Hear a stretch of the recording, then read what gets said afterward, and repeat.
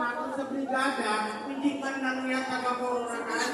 Sanit na naman. Elsewhere, Masaka, sanit na sa babaw. Kabalukod ako sa nag-motor.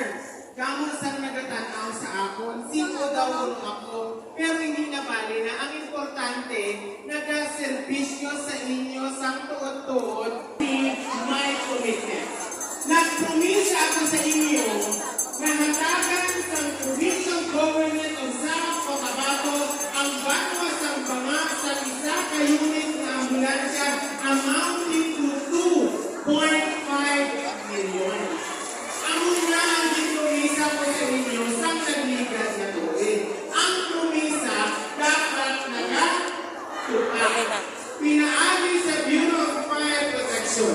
Ang PDRMO South Cotabato naghatag sa ambulansya through Bureau of Fire Protection South Cotabato, and it has been downloaded to the Bureau of Fire Protection sa Banwa sa Pangalan. Isa lang.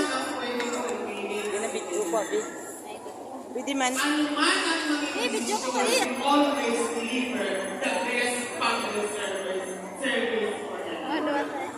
Ano nga ang pinaka-importante sa buhay?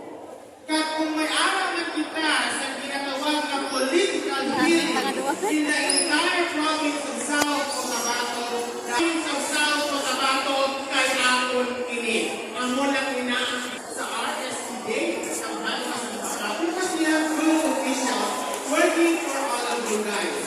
Kung anuman ang i-drop mo ng bulletin, it is not from the provincial government of South Cotabato, but failure for the additional all of you na iparapol dugang sa mga aga. Kung hindi naman additional 10 slots na pwede mag-serve. Kung hindi na